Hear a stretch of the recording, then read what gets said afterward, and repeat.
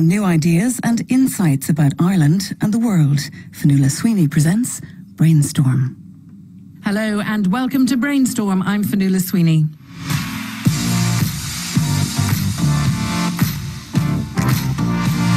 In Brainstorm, we explore new ideas, insights and thinking about Ireland and the world. Brainstorm is a collaboration between RTE and Irish third-level institutions, and there's a wealth of articles already available on rte.ie/brainstorm. You can also follow us on Twitter at RTE Brainstorm. In the next hour, we'll be discussing big data, social media and its impact on group attitudes. Robots, are they really taking over? And why do bad people get good jobs? And this evening, we're joined by Dr. Jennifer Edmond, Associate Professor of Digital Humanities at Trinity College in Dublin, Dr. Mike Quayle from the Department of Psychology at the University of Limerick, Kevin Curran, Professor of Cybersecurity at Ulster University, Dr. Gwen Bouvier, Assistant Professor in Social Media at Maynooth University, and Dr. Kevin Murphy, Chemie Chair of Work and Employment Studies at the University of Limerick. Thank you all very much for being here. You're very welcome. So before we dive into all these topics, I wanted to ask each of you, what are the burning issues or the headline concerns in your respective fields? Dr. Jennifer Edmond. Yeah, thanks, Fionnuala. I mean, we work a lot in a number of different areas, and one of those is big data. And big data has existed for a long time. There's scientific experiments that create petabytes upon petabytes every year, and that's not a problem. But when we start collecting a lot of data about individual citizens, and those citizens may or may not have realized what they've given consent to in terms of the use of that data. And really, when we talk about these big systems, what consent means when you can't actually read them is also a question. And then when you have companies and researchers and developers building things on top of that, companies driven by profit motives and researchers who may not understand the unintended consequences of their work, then you can really come into a situation where the big data is working against people rather than for them. Dr. Mike Quayle. The key issue for me is how do people coordinate attitudes in societies? How do we reach agreement on what our collective values are? And what are the processes that values and attitudes can change or stay the same? It's always been an important question, but for example, in health promotion, we can spend billions developing a vaccine for HIV or a cure for cancer, but unless we can convince people that it's safe and that they should use it, we may as well not have invented it at all. So the question has suddenly become more urgent because it looks like in digital societies, these processes of attitude formation and opinion change seem to work a bit differently. Well, we'll talk about that more in a moment, but Kevin Curran, what's your burning issue? My burning issue has, as a professor of cybersecurity, a lot of people approach me about their fears, and of late we're seeing emails appearing, which appears in someone's inbox and it says your password is, and your data breach has been, you've got to send us money. And of course, all of this is now enabled by cryptocurrencies, such as Bitcoin, because in the past, we could follow the money. People from other countries couldn't as easily scam people because even with Western Union transfers in the old days, you were able to go to the Western Union office and get the crook at the other end. But now when you have cryptocurrencies like Bitcoin, it enables someone to remain anonymous online. So again, we're seeing a rise in email scams appearing in people's inboxes. We're seeing a rise in ransomware where people's files are being encrypted and they can't get them back. And we're seeing attacks on websites where people are being told, if you don't pay us X amount in Bitcoin, we will bring your site down, and that is happening. And we only hear about so many of these ransoms being paid. So that is a big thing where we have cybercrime on the rise due to cryptocurrencies. Gwen Bouvier. Well, I look at how people talk online. And, you know, we do a lot of that and we generate lots and lots of data, as Jennifer already pointed out. But, you know, what about the nature of all this online talk? Is there actually a real debate, or are people just shouting one-way opinions? So if we were to be sitting at a dinner table, then people would be listening to each other and responding to each other. There would be real engagement. But online, you know, we might just click away. There's very little engagement, we could say. There's also, you know, people sending love hearts or trolling each other, you know, or sometimes even reacting like an online lynch mob. So it's really interesting if you go and look at qualitatively at what people are doing online and to what extent there is any real debate. And there's lots of talk, but what's the quality of it? Kevin Murphy, what's your burning issue? Well, I deal a lot with the changing nature of work in organizations, and the burning issue is that we don't yet know how to build organizations that are good for all the stakeholders. We're very good at building organizations that are good for the stockholders, but we're not good at building organizations that are good for the people that work there, their families, the communities the organizations inhabit, and we don't have a good set of mechanisms for balancing all the different needs, all the different contributions of the different players and organizations. All right, we're going to look at all of these issues over the course of this program. Let me go back to you, Dr. Jennifer Edmond, talking about data collection. In what way can it be used for good? We hear a lot about when it's used for bad. Oh, sure. Well, the more we know about phenomena around us, the more that we can control and refine our ways of working with them. So if you think about personalized health, the more information we have about what's going on with us physiologically, what our environment is like, the more that we can target interventions, so knowing when someone is actually in need of some kind of medical support, and the more we can target the actual therapies that they get. So you can see that there, but you can also see that in terms of making cities more livable, making public services more efficient. I think there's a lot of potential for big data, but... but in what ways can big data fail people, or do we know the answer to that already? Sure. I mean, I think we can see it really clearly. So, for example, we all know that we now have the General Data Protection Regulations. So we know that there are reasons, there are ways in which we can make sure that we are protected against people taking our data, taking information about us, and using that against us. So, for example, privacy is a really interesting thing. So people think, well, it's my own personal privacy if I choose to divulge something or not divulge it. But are we choosing to divulge it when we all click we accept these terms and conditions? Absolutely. Well, actually, that's a separate issue. I mean, sometimes we choose to divulge things and we don't realize we're actually divulging things about other people, and that's where these or we divulge things and we don't realize that from something we thought was innocuous, something actually that's quite important to us can be drawn together on the back end when this information is combined with other information. And then, of course, you have the question of whether we necessarily know what we're giving consent to. Right. So how are computer scientists drawing all this information together? How does that work? Well, it's really interesting, and you know, you bring in the computer scientists, and I work a lot with computer scientists. I'm not a computer scientist, but I've come to understand a lot about how they work, and there is huge power in the way that they're able to apply algorithms to data and draw things out. But unfortunately, what we see, and we see this both in the level of the professionals who develop the tools, and of course, many of the people who are coming into computer science are also developing the companies and the corporate cultures. So I don't really see a huge difference between the corporate cultures and the way in which we train our computer scientists. But what they're trained to do, first of all, we train them as engineers, and that's a very narrow field. And what we're seeing now is a lot of what's happening in society is being built by engineers. So we interact, as I think Gwen could probably say, we interact according to the situations that's set out for us by certain kinds of platforms. And if those are built by people who don't have the kind of narrative imagination to imagine where this can take us, or that they don't maybe have the ethical background to understand the possible implications, or maybe they don't have the cultural experiences. So we know that a lot of development teams are very homogenous, you know, white Western men in many cases, and so they may not understand other as well. But also when it comes to, again, that even if you go and look in someone's web browser, for instance, you know, the ads that they're getting will reflect the searches that they made. So again, that there's so many areas of life where people have no idea, where privacy is leaking all the time.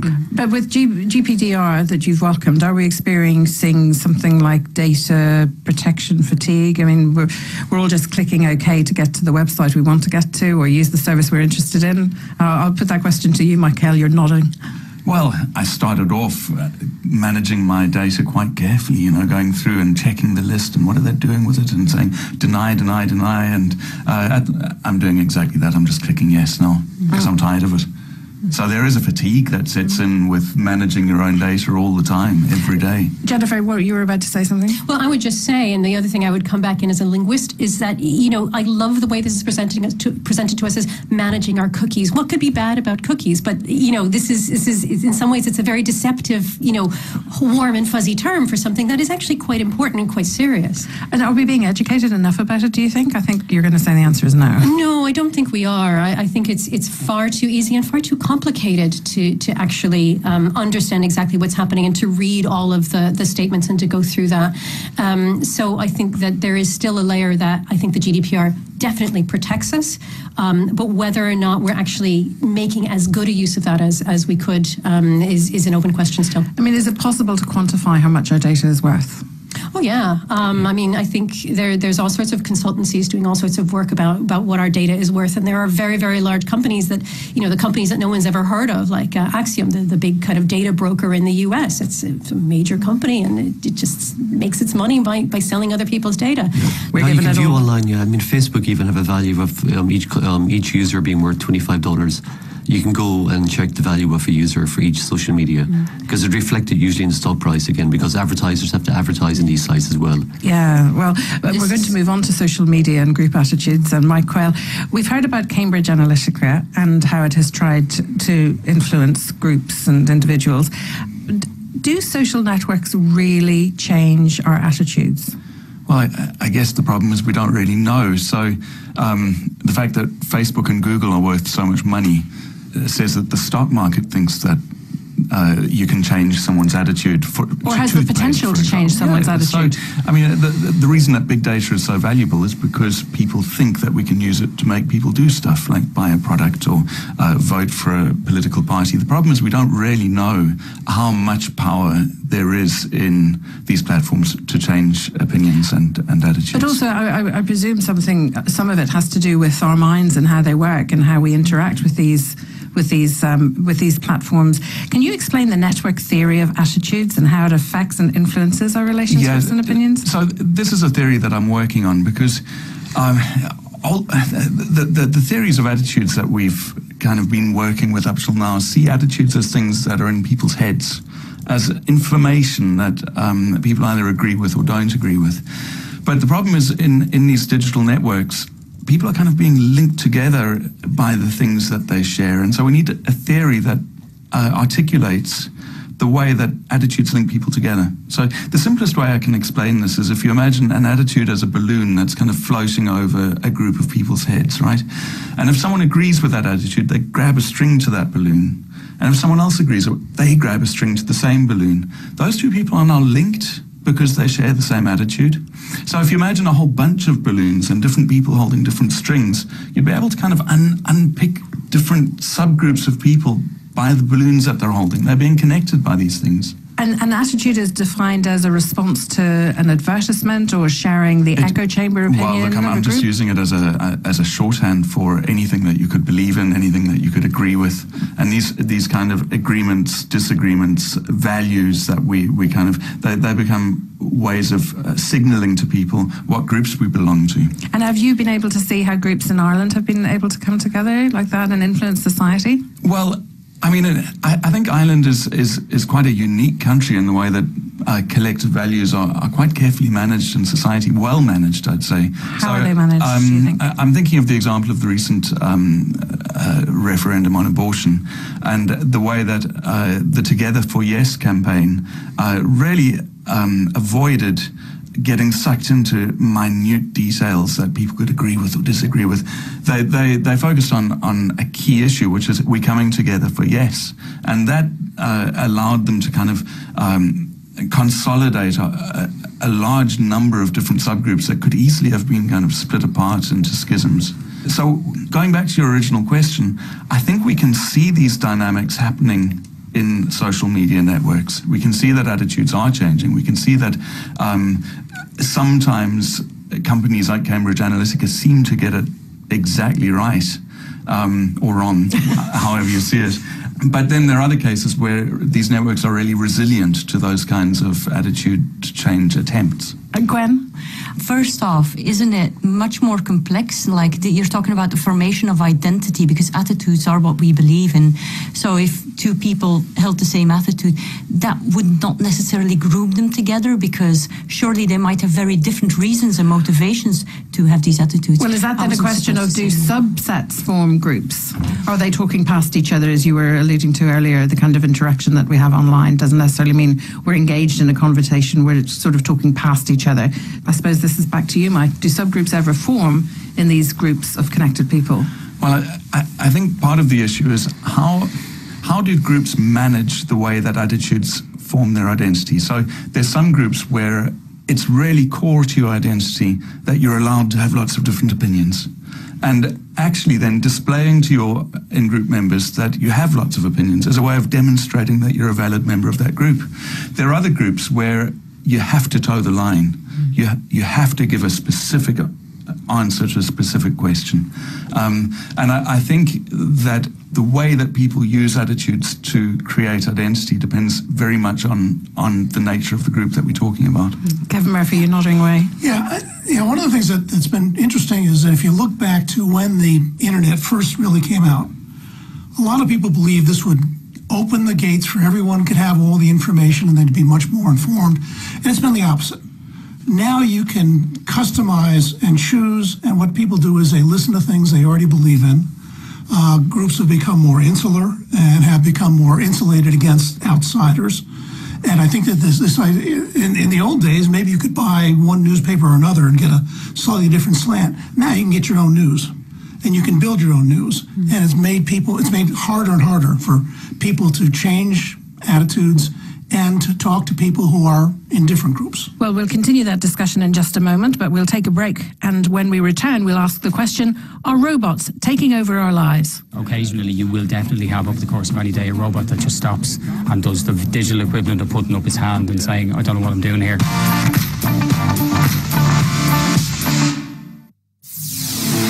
RTE Radio 1. If you watch sci-fi shows on a TV, then you must have a TV license. It's the law. That's just one of the terms and conditions of life in Ireland. Other terms and conditions include possessing a supernatural interest in Area 51, using the power of your mind to understand teleportation and parallel universes, and knowing who's who in your favourite alliance against alien invaders from galaxies far, far away. Which is basically a way of saying that if you enjoy streaming or watching sci-fi shows on a TV, at home or at work, but don't have a TV license, it's time to use the Force. So get yours at tvlicense.ie or at any post office. Brought to you by the Department of Communications, Climate Action and Environment.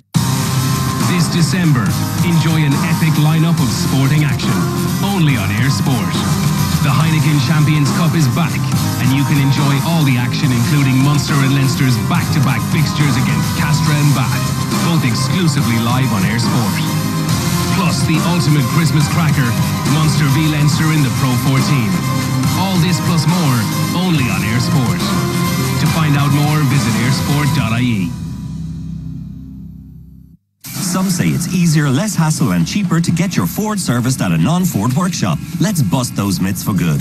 Nobody knows or cares about your Ford like the experts in our workshops nationwide. With prices starting from just €149 for cars and €169 for vans, it's great value too. Our price match guarantee means we won't be beaten on parts, and you can get a free €20 Circle K fuel card with every service. Choose Ford Service for better performance and expertise. Ford Innovate, driving better value for you. RTE Radio 1. You're listening to Brainstorm on RTE Radio 1. In this programme, we explore new ideas, insights and thinking about Ireland and the world.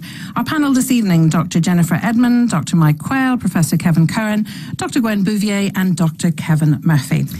Professor Kevin Curran, if you've seen movies like, and of course this pronunciation that's about to follow is open to interpretation, like Ex Machina, or programmes like Humans, it's not too far-fetched to imagine that one day human-like robots could eventually take our jobs. But many people, though, don't realise is that robots have already started taking our jobs. It's just most don't look like humans. How would you assess the situation with robots these days and the impact it's having on our lives? Yeah, it's correct to have the fear that we'll end up in this Orwellian jobless future where people's jobs are taken over, but it's not without history. I mean, even blacksmiths lost their jobs when cars came along, so did stagecoach drivers, and we could be here all day listing jobs. But what we're finding is that we have robots now with incredible sensors on them, performing, just really incredible tasks that once seemed like science fiction. Even take what you might not think about as a robot, but are autonomous cars on the road. Again, just putting up the millions of miles like the Google cars have done without any collisions. And if you take that, that's an incredibly difficult thing for any computer system to do. And it does it very well. We have robotic surgeons, we have robots that are pruning vines, again, going through fields, we have crop sprayers, we have so many different forms of robots. And as you say, we also have ones which you wouldn't think of being a robot, again, where we have the Siris of this world, the AI assistants, again, being able to communicate with them. And a lot of the robot calls that we get on our telephone lines, again, for the first minute, you're communicating with a chatbot, really. And then when they figure that you have, had the accident, that wasn't your fault, then a human will pick up the line at the end of it. Again, but the first minute, most people don't realize they're speaking to just a script on a computer, which sounds so real. Again, there's fears that, again, economists differ, but the rule of thumb is about 15% of jobs will be at a risk of robotic automation in the coming days, again. And we can't stop technological progress, but we can plan for it, again. And the jobs which are most at risk is anything where you can do a task-driven and be turned into a script on a computer, again. So the ones which are safer from losing their jobs are people in the creative industries, for instance, including yourself. Again, anything which requires compassion and caring. Nurses are safe for the moment. So are, elementary teachers as such. But anything at all, like if you were doing something which is, basically accounts or whatever, well then, something can be done by a computer. And then it's really up to us as a society to learn or how to adapt to these changes that are going to take place. Yeah, well, always, we have to, again, the countries which put the most into their research into, anything which really adds to the economy will be the winners again. We're moving into an age where everything is going online again. So that's where the things are, and we have to think about that. We'll never see the high streets of this world as full as they are now, and it's worth taking pictures because shops are closing on a daily basis. That's right. Amazon has become the shop of the world, really. And how do you stop something like that? But again, same with automation as well. That we're going to see just more and more vehicles hitting our roads, which are just driven. Driven by robots, really, and it'll soon be illegal for humans to drive on the roads. And maybe not a bad thing in some cases, but where does that leave us, though, again, as a society? How do we adapt to this? If 15% of people are going to lose our jobs, but the rest of us are also going to have more time on our hands? Again, it's a moving sideways, really, and again, education, really. You got to be educated. If you're at a low-skill job which is at risk of automation, well, then you got to really plan. Well, what will I do if this job is taken over? And is this the role of government? Is it the role of? Well, it always is, but also individuals themselves have to be accountable, and to look out for this and to watch it. But of course, yes, governments, and governments generally do in the Western world. We put a lot of money now and emphasis into science, technology, engineering, and maths, really. Again, so STEM subjects again are being really pushed, and there's been money put into those again. And again, even parents themselves are finding that in the past, maybe more traditional arts-based courses where someone could go off to college and the parents were willing to pay for someone to go to 5 years to learn some creative subject, that we're finding that parents aren't as quick to do that anymore, that they want a result at the end of it. They want a job for their Johnny or their, Sarah. And how much time has Johnny left to find out a role for himself in the world? Well, again, I'm a believer in that you should be sending your kids to technology classes, to computer classes, to stop the piano lessons again. And people really get annoyed when I say that. I believe that no one goes to a party now and plays a piano anymore. They just plug in their iPhone and it's broadcast. But I'm a believer in technology that, when you turn up in the first day in college, you really have to have skills. That we don't really hand out papers anymore. We tell you to go log in here, do there, follow us here, take the PDF, be able to convert it, to be able to do manipulation of images, to be able to do manipulation of documents. So you have to have the skills moving ahead. Everything is moving online. Kevin Murphy. Well, it's interesting. If you go to a modern factory, the first thing that will strike you is how few people are there. I've been to a major truck factory, maybe seen 20 people working on the floor, and seen 1,000 trucks being built while I was there over a period of a couple hours. And it's a great way to build trucks, and it's a terrible way to build a society in some respects. I agree with you that we'd be a lot better off if everyone had better training, better skills. But the real problem and I think this is where governments have an absolutely crucial role, is that the people who are most affected by some of these changes right now are the people who are least able to do something about it. Now, this topic has really taken off in a big way now that white-collar workers are being displaced.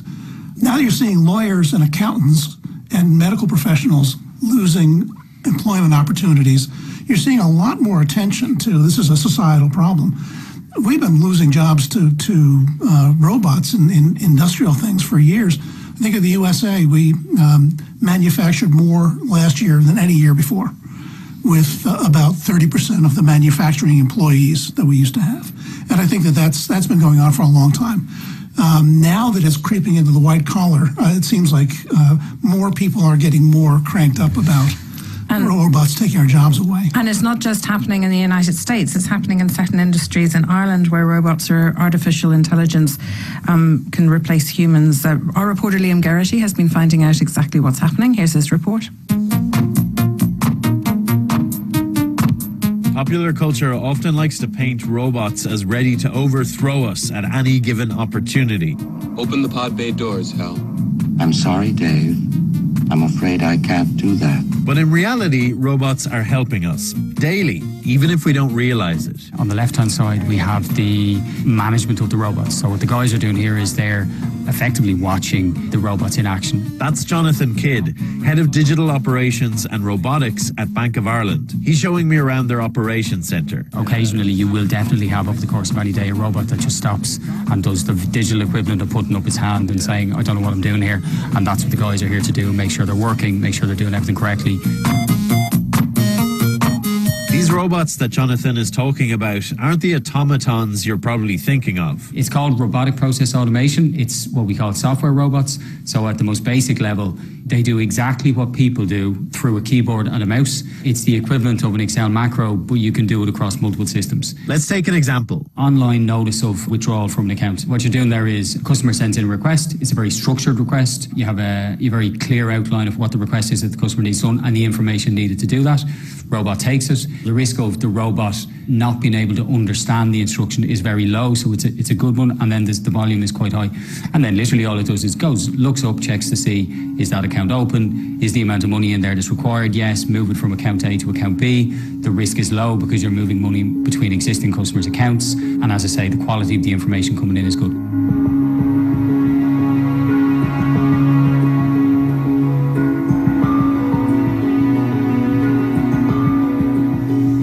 Jonathan says it isn't about replacing people with robots. It's about taking the robot out of the person. The robot, by taking away the mundane, repetitive tasks, is freeing people up to do more complex activities, more value-add activities, and more of that making a difference at a personal level, both on their side and on the customer side. So far, it has been a win-win. I can totally understand those concerns about, robots making careers redundant, etc. And maybe in the medium term, as AI really starts to take hold, that might be something you start to see. But that's very much a maybe, and our history with technology today would suggest that jobs get created as quickly as they get destroyed, and maybe even more so.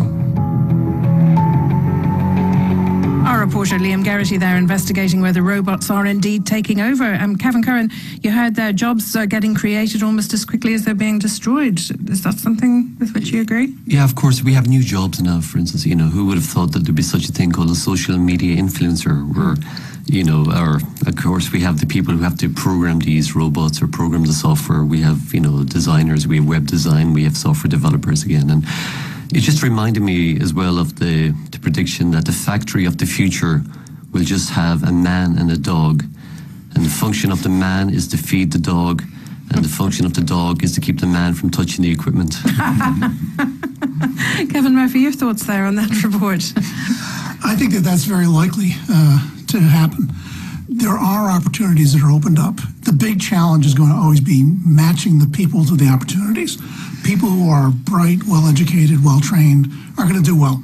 It's an environment. Hasn't that always been the case? But that's always been the case. It's really going to be the people who had been doing well with relatively low skill sets.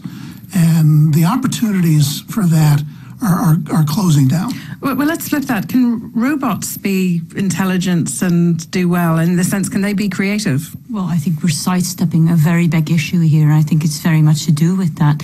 It's, creativity is one thing, but how about just being right and unbiased? And that will not be up to these robots of this AI. It will be up to us who are teaching them. And if we don't teach them correctly, then the bias that is already existing in society will just be handed to these robots, and they will actually make important decisions that can affect all of our lives, not just those people who have jobs at threat. I'm thinking of already machine learning being used in the UK and US judicial systems to suggest sentences or to actually assess whether reoffenders are more likely to reoffend or not. And there's a great racist bias in there. Why? Because the AI was trained on biased information going on racial profiling by police for so many decades. So it just depends on what you feed this AI to see what it will come out to, because it's still a machine. Jennifer Edmond. Yeah, and I think that's a really great way of coming back to this question of skills, because at this point, the technology we can build is outstripping the capacity for society to catch up. So I think the skills we need people to be creative, we need people to be empowered, we need people to actually bring the human side back to the technology. And that's something that we're seeing. I mean, there's in Stanford, they talk about the fuzzies and the techies.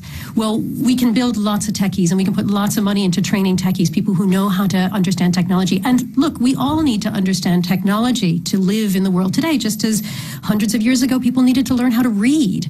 But we also, I think, are going to have a real need for people in the workforce who can do what we would call the soft side, which is the hardest stuff at all. It's Slack, one of these big technology companies.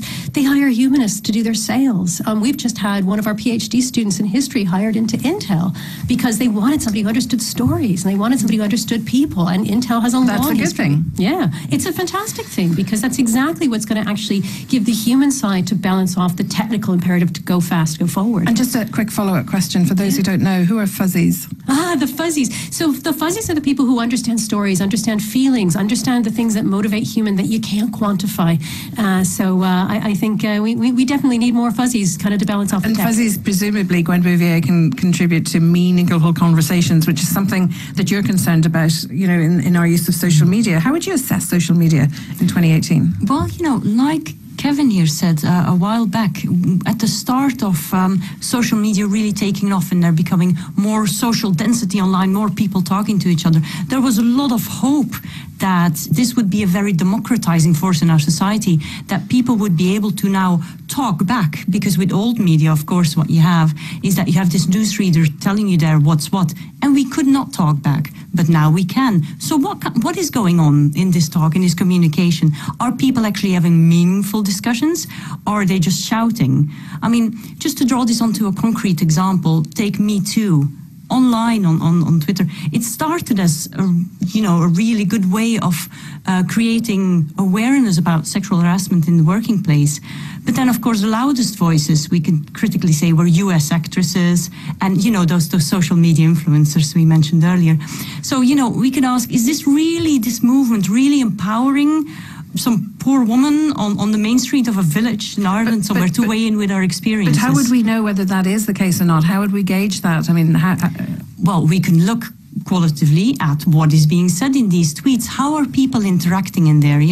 If we look specifically at the Me Too feed, it's been going for a while, as we know, and we see lots of issues being thrown in, and sometimes people trying to hijack that hashtag by, bringing other issues in. But how do we deal with all these issues at the same time? It just becomes too chaotic, too much to talk about. It's just because in some ways social media is such a young experience for us. I mean, it's only really come about for most people in the last 10 years, for some people even more recently than that. I mean, we're in the very first throes of this huge digital revolution when it comes to social media. So everybody's just so excited that they have a voice, right? And isn't that part of it? But what are we doing with our voice? Are we actually listening to each other? Are we engaged? Are we, trying to come to a common point, or are we just putting out one-way opinions there and then having emotional reactions like, oh, I support you and love hearts, or trolling? polling. How is that really useful? It certainly isn't for any democratic debate. I think also what you're missing there is that we forget about the software that is behind this technology. You know, you're on a platform, but it's not like you can just say whatever you want and everyone will hear it. A lot of people don't hear it because we're in echo chambers, as we very well know, whereas algorithms, so back to AI there, is going to make sure that what we are experiencing online is a pleasant experience. Why? So we would stay and interact on this platform and we wouldn't leave. So we end up being in filter bubbles where, you know, algorithms are managing us, if you will, in our discussions, though not in order for us to have a meaningful debate, but rather so we have happy experience, so we keep our eyeballs on the advertising and we have engagement there. We seem to forget that these companies are based on building a profit, on generating money. I feel sorry for young people actually who see their worth as a reflection of the likes that they get on Instagram or Snap, Instagram or Twitter, for instance. One thing I'm glad I did a few years ago was I took to show that actually it doesn't matter how creative I am on Twitter or whatever else really. So I took one-liners, the best one-liners from the Edinburgh, comedic show really. Yeah. Very funny ones, and I tweeted them without any attribution. And of course, no one really responded whatsoever. This is the Edinburgh Festival. Yeah, I remember taking one like hedgehogs. Why can't they share the hedge? Which, to me was hilarious. I wish I created that, one-liner. Did I get maybe 1 or 2 likes or something? And again, it just You're shows that. definitely not a social media influencer. It's the platform, it's the distribution again. It is again, and that we are being used again. The feeds are so complicated really, and because the media giants like Twitter and Facebook themselves will say that your post has been shared with like maybe 250 of your friends, whatever, but it's really not. I mean, they're doing it because that they can sell ads based on the number of views in a news feed, but the article or the post that you did may never show up in someone's news feed really. It's quite a, it's a grey area. We have to leave that conversation just for the moment. After the break, we'll be asking, with those jobs that are left to us from the robots, why do bad people get the good jobs? You're listening to Brainstorm on RTE Radio 1.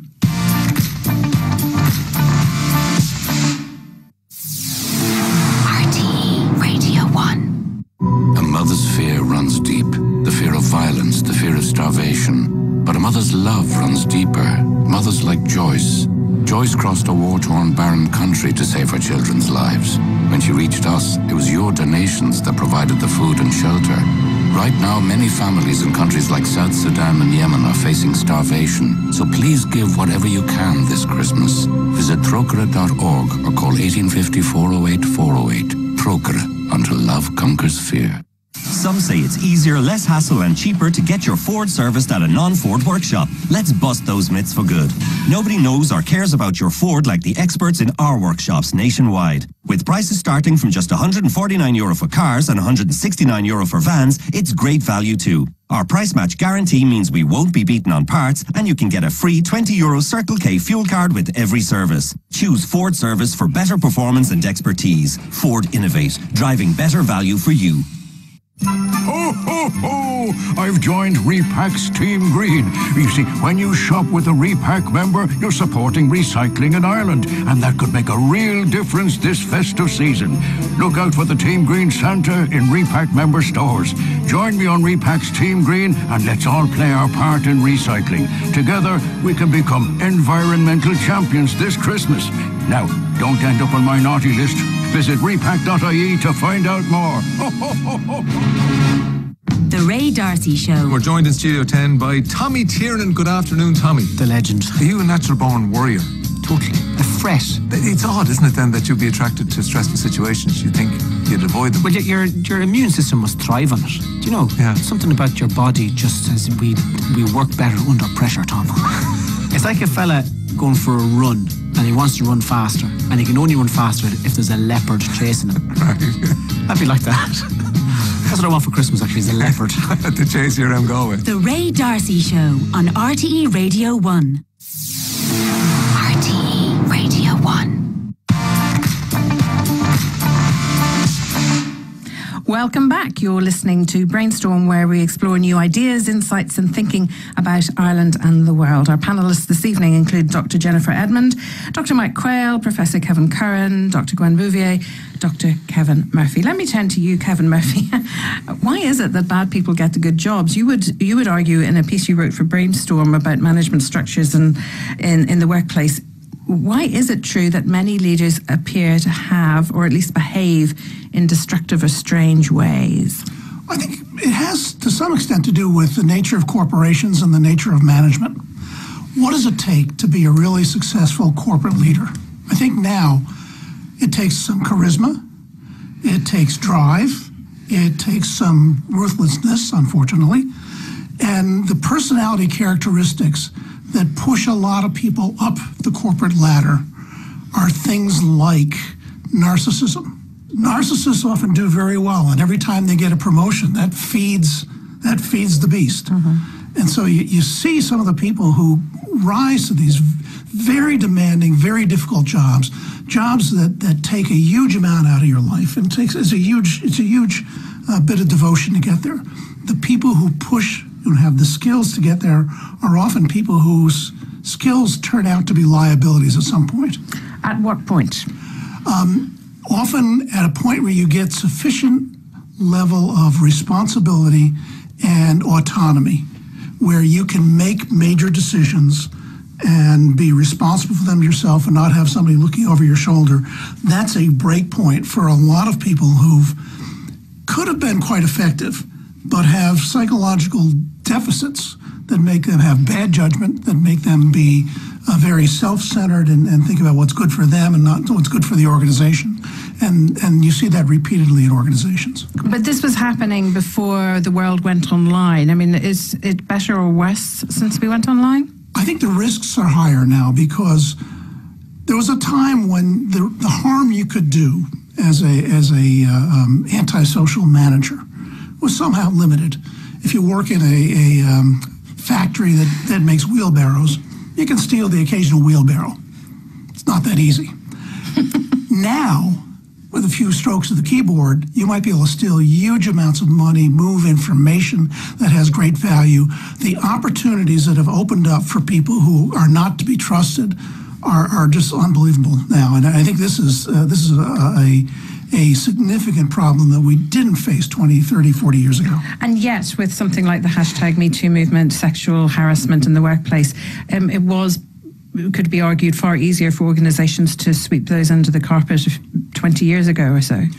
This is one of the places where I do think that the widespread availability of media is changing the landscape. It's become harder for organizations to conceal things that they used to be able to conceal much more easily. But it's a long slog, and we can see that in all the scandals involving the church. It's going to be decades before we know the answers to a lot of things. But I do think that process is starting to speed up as people have better ways to obtain and to share information. Well, we'll leave it there for the moment, Kevin, because I want to turn now to something else. Brainstorm is a collaboration between RTE and Irish third-level institutions. It's where the academic and research community contributes and communicates fresh thinking on a broad range of issues. And there is such a wealth of interesting research in Ireland, so in addition to our guests here in studio, we wanted to hear from some other academics who are working on some very interesting and often unusual topics.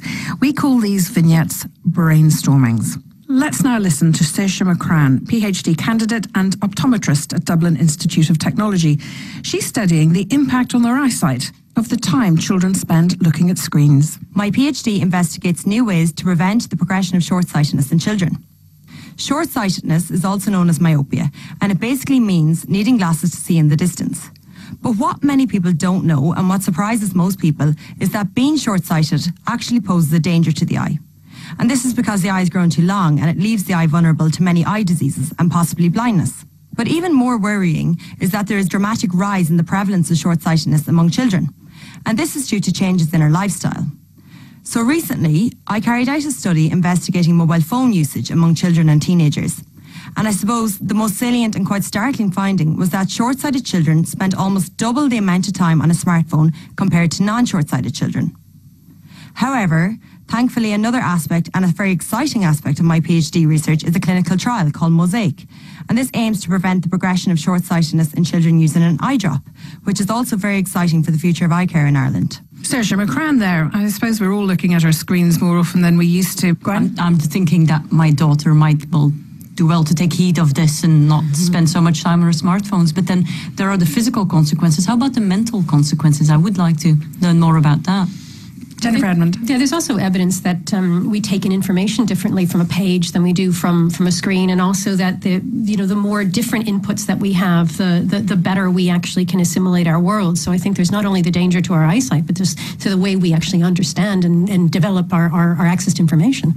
It's not just a modern thing the last 10 years with tablets and phones. I mean, even the TV being close to any device, really. It's the fact that nowadays, for the first time in our history as mankind, that we're not focusing on distant objects and hills and valleys far away and looking at the stars, that literally everything we look at is nearly within a hand's reach. We're looking at pictures of the stars on our phones. Yes. But doesn't that play into our old fears when a new medium comes along? Oh, lo and behold, this is going to be the end of new society as we know it. I was thinking of that because when I was a child, looking at the TV screen too close was supposed to be dangerous. Your mum told you your eyes are going to burn out, you're going to be blind. Well, it's just the same with every new medium coming along, but The one thing we have to keep in mind is that there are a lot of downsides to staring at screens. But one of the upsides is that there's compelling evidence that people worldwide are smarter than they used to be. Levels of general cognitive ability, complex problem-solving skills, the ability to deal with complex information has gone up worldwide, and it's largely as a result of the exposure to information. But does it make us smarter as a society? We may not know what to do with that information, and we need to work on that. And I think that this comes back to, it's been noted a couple times that who teaches the machines? It's the engineers. Engineers are wonderful, but they're not the people who ought to be teaching the machines what judgments need to be made. I agree that it's the engineers designing the algorithms, but the thing teaching the algorithms is Jennifer's big data. So big data, speaking of that, Jennifer, where do you see big data moving in the next 10, 20 years or so? What's the future in the shorter term? Well, I mean, the economic value of it and the value of it to certain kinds of business models is well proven at this point. So it's only going to continue. So the real question for me is, are we going to put ourselves in a position where the advances in big data are benefiting everyone, and that the whole of society is able to take advantage of these better cities, better health, better services? Or is it going to be just the 1% or the 5%, and then the other 95% is in a surveillance society where they're beholden to what happens there, and then when the system crashes, then all the cars crash, not just one car crashes. So it's really a matter of how we manage to manage it. And given where we were with big data 20 years ago, I don't know where we're going to be in 20 years from now, but I'd really hope that we manage to do it for the good. Mike Quayle, group attitudes, social media, impact. I think we are facing a real threat to democracy. I think that's the bottom line. Digital media offers a new way of changing opinions.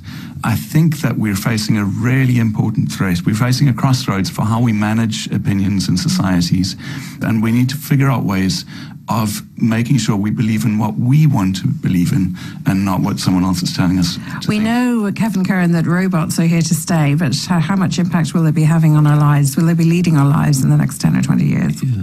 The ethical aspects of it have to be examined, and even the European Parliament had done a draft report with recommendations to the Commission on Civil Law Rules and Robots, and even within there they've discussed on whether each robot that's developed should have a kill switch in case it, goes rogue or whatever else. But they're looking actually well into the future of what we would nearly call humanoid robots, really. But we have to be having these discussions before something becomes a de facto part of our future life, with huge repercussions for mankind in general. So I welcome these debates, these policies, these draft reports, even by the European Union.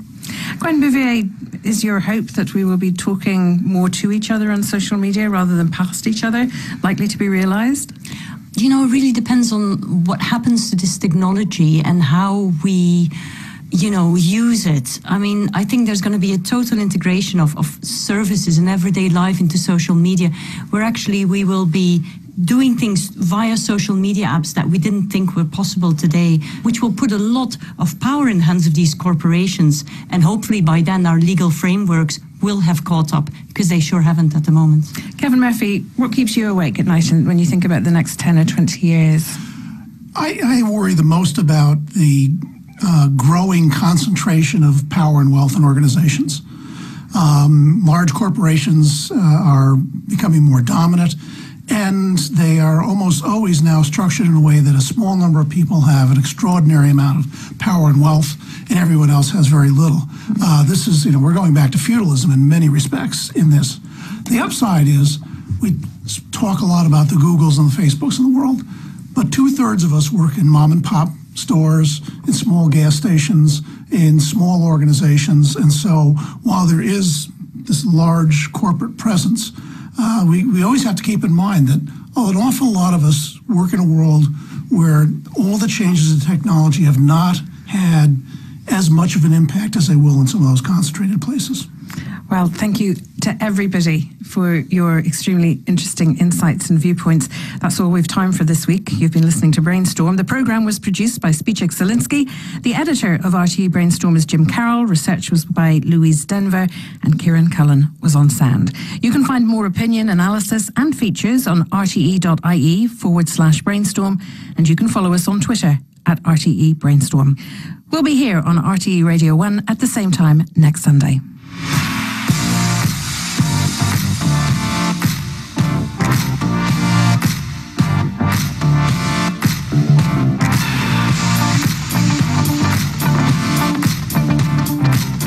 Brainstorm was presented by Fionnuala Sweeney.